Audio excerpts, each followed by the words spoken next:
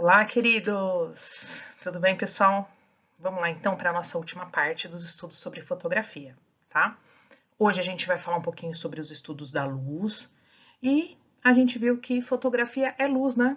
Então, o que significa a palavra fotografia? Significa desenhar com a luz. Então, é super importante essa parte aqui da luz para os nossos estudos, tá?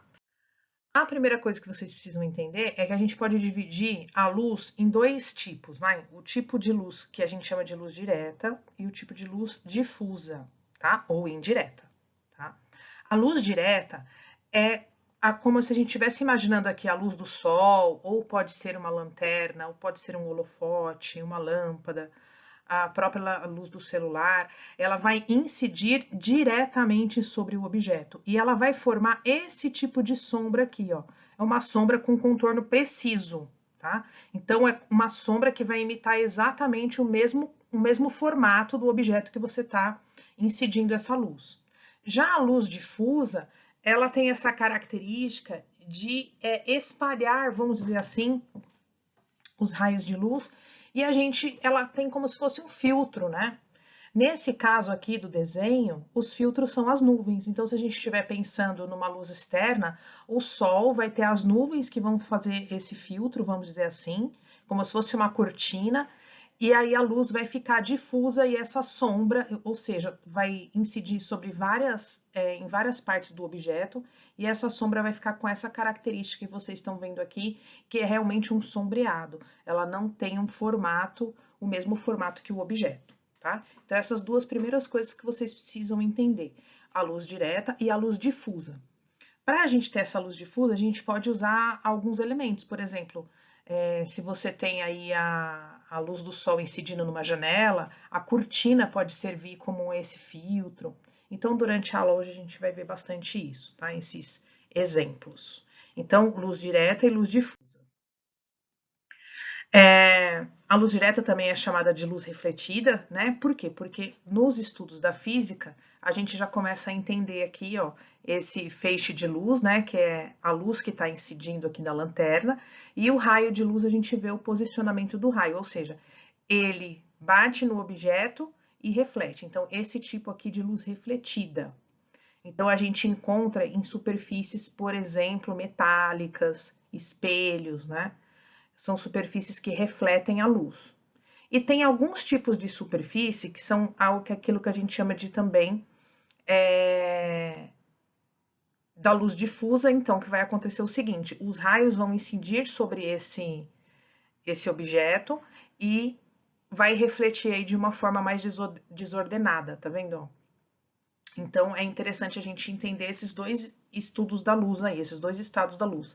Esse que a gente viu de luz direta e luz difusa, e esse daqui também que tem a luz refletida e a luz difusa. Saber dessa regra é muito importante no momento de se fotografar joias, bebidas, metais reflexivos. Então, esse daqui da luz, que a gente viu da luz refletida, né? Então, são esses objetos envernizados, que você vai entender, então, que para você iluminar um objeto desse jeito, você incidir a luz diretamente não é a melhor opção, ou seja, a luz frontal não é a melhor opção. Quando a gente fala de luz difusa, a gente tem esse cenário aqui, né? Por exemplo, um cenário externo que está um dia ensolarado, mas algumas nuvens aí estão impedindo diretamente que o raio de luz do sol incida sobre os objetos, sobre as pessoas. Então, aqui a gente fala um pouco dessa luz reflexiva, tá? E aqui da luz dispersa ou da luz difusa. Então, a dispersão ela é um tipo de reflexo, mas de uma superfície mais áspera, por exemplo. Pelo fato dessa superfície ser desigual, as ondas de luz incidentes refletem em vários ângulos diferentes. Um exemplo disso é quando usamos a famosa placa de isopor para rebater a luz e preencher a parte de um objeto ou pessoa a ser fotografado. A gente vai ver como é que funciona agora esses objetos que a gente usa para refletir a luz, tá? Qual é um outro estado da luz? Acontece muito, às vezes, acontecer absorção. O que seria isso? É quando a luz ela não é nem refletida e nem transmitida, ela é absorvida. Como é que se dá essa absorção? Ela geralmente resulta na produção de calor, mas não resulta na produção de luz, tá?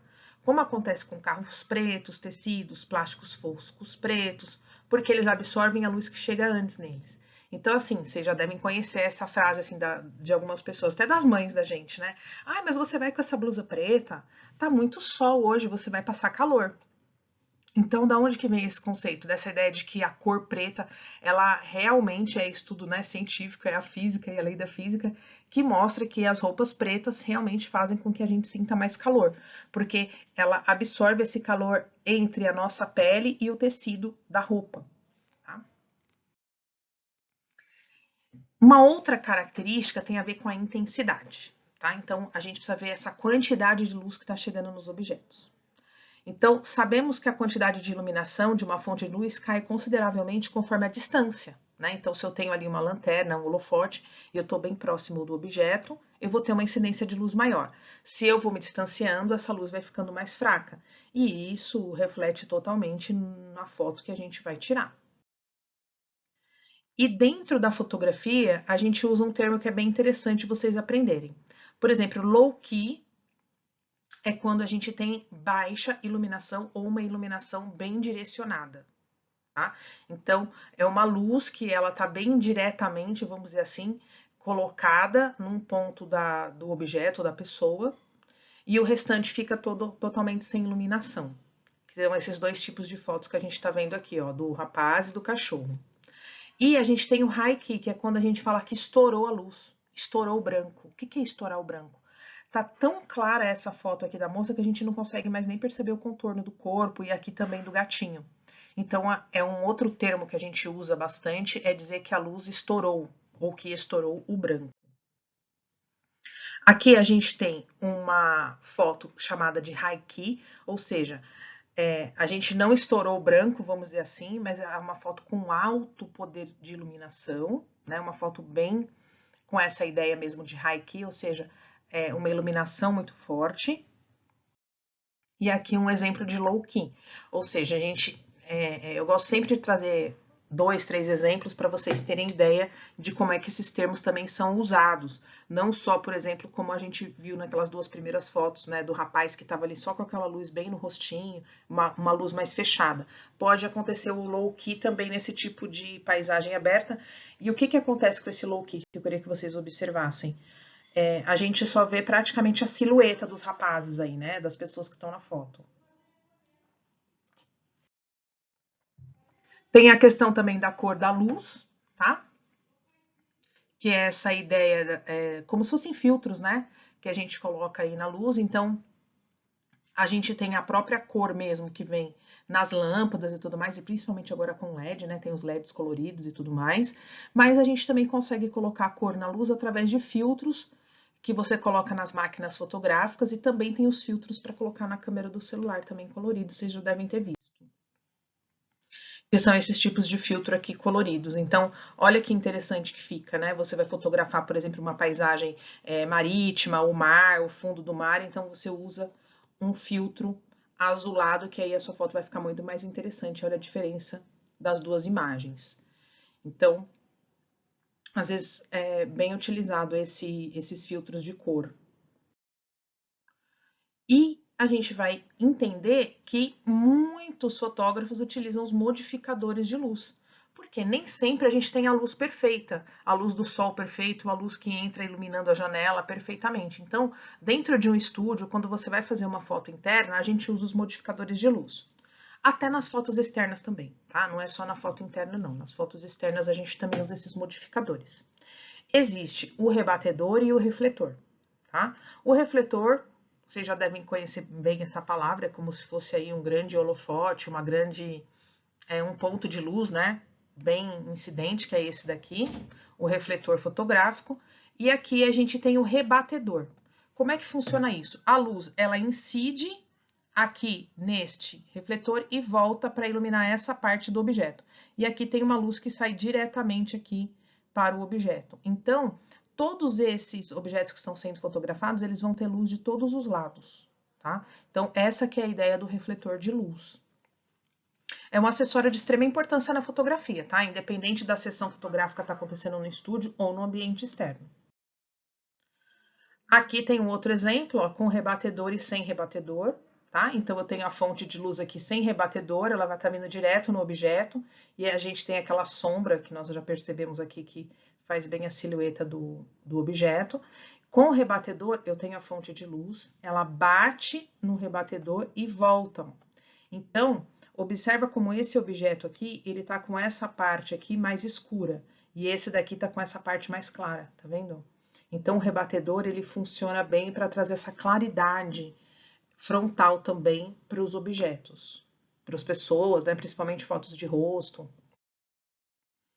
E são esses rebatedores que a gente está vendo aqui, ó. Então, pode ser utilizado em qualquer tipo de ambiente. O que a gente vai ver? Que a luz vai vir aqui do refletor, vai bater aqui no rebatedor e vai voltar para a pessoa. Então, vai iluminar todas as partes do rosto, tanto esse lado direito como o lado esquerdo. E é muito, né? É muito interessante a gente ver a diferença de você usar o rebatedor, uma foto com rebatedor e uma foto sem rebatedor. Tem vários tipos, tá? Tem assim, como vocês estão vendo aqui, de pedestal. E tem os rebatedores já com algum tipo de efeito, assim pode-se dizer, tá? Então, por exemplo, tem o que realmente ele só filtra, que é o que a gente fala que é o difusor. Tem o silver, que é o prateado, ó, black, white, que é o branco, né? O preto e o branco. O gold e o sunlight. O gold deixa bem dourado e o sunlight um dourado mais leve, como seria realmente a luz do sol. Então, essas fotos, né, de rosto são bem interessantes. Essas fotos externas, a gente usar um rebatedor. E o legal é que a gente vai ver hoje como é que faz um rebatedor caseiro, tá? Dá pra gente fazer o rebatedor em casa. Bom, a gente vai falar também um pouquinho de fotografia de objetos, tá? É super importante para vocês que estão aí num curso técnico, vocês vão ter TCC lá na frente, e fotografar os objetos, né? Saber efetivamente como é que você faz uma boa fotografia de objeto. Primeiro, pensa aí numa folha de sulfite, ou seja, num fundo branco, né? Um fundo neutro, sobre o posicionamento do objeto, é muito interessante. E depois você pensar em várias posições, vamos dizer assim, para você pôr a câmera, né? E aí você vai conseguir perceber qual que é a melhor posição da câmera, o melhor enquadramento para você trazer esse detalhamento que você precisa para o objeto. Então, as fotos de marketing, isso é muito importante, né? Então, olha só, a gente tem aqui a foto de um produto, que é um sabonete líquido. Então, como é que foi feita essa imagem? Sempre a gente aproveita a luz da janela, né? Porque a gente não tem um estúdio, então a gente busca sempre uma iluminação natural aí das janelas. Aqui foi colocado aqueles rolos de papel alumínio para ajudar a refletir um pouquinho, tá vendo? Ó? Aqui você pode usar, nessa parte da janela, usar o papel crepom ou papel de seda, aquele que faz pipa, tá? Aqui na janela, que ele vai servir como se fosse um difusor, uma cortina, e aqui você coloca o papel alumínio, né? E o objeto. Você pode fazer esse rebatedor caseiro, que a luz vai vir aqui e vai rebater no objeto. Fica bem legal. Como é que você faz esse... E olha como fica a foto, muito interessante.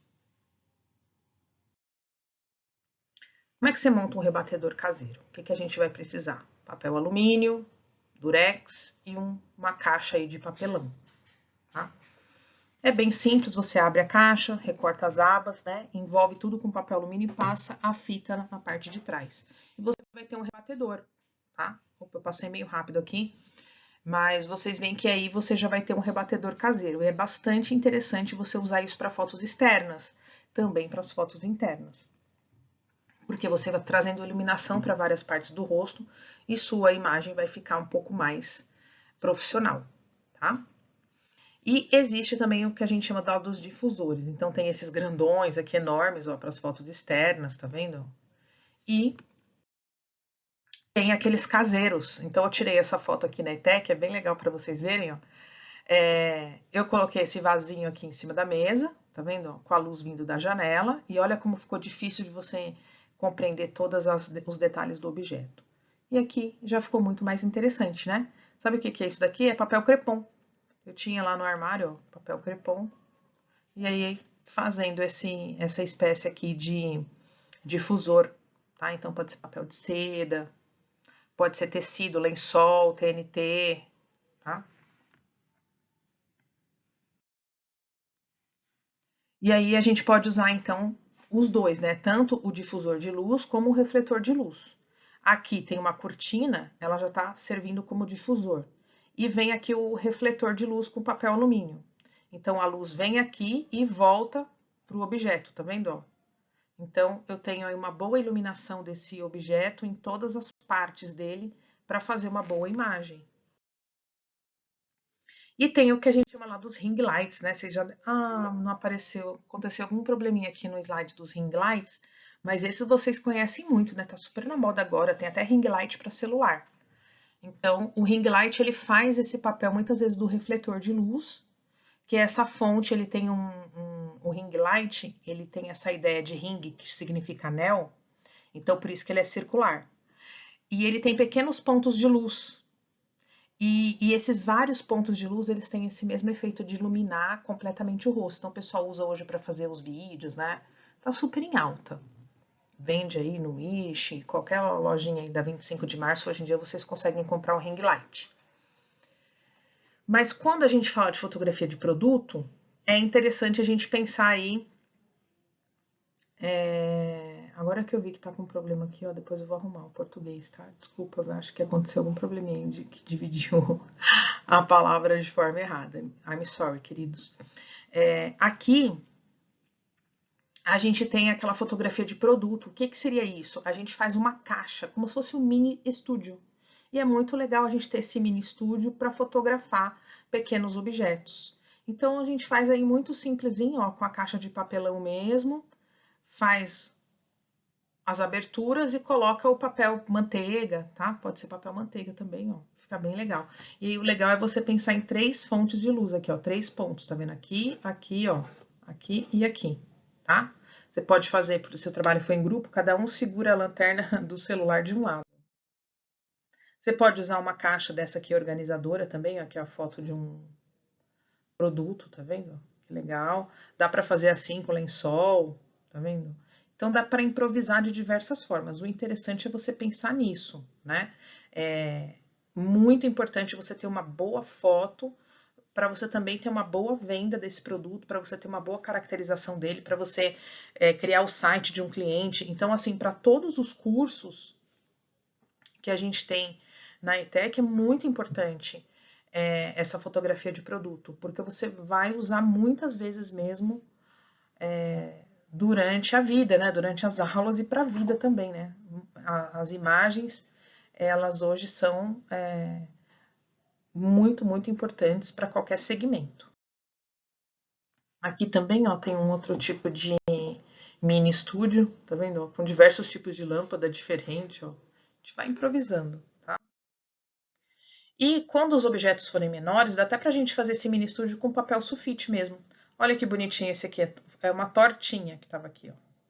Então, usa a luz da janela, coloca um papel sulfite, emenda papel sulfite, tá vendo? Coloca aqui, faz esse círculo com o próprio papel sulfite também, e você cria esse mini estúdio, tá?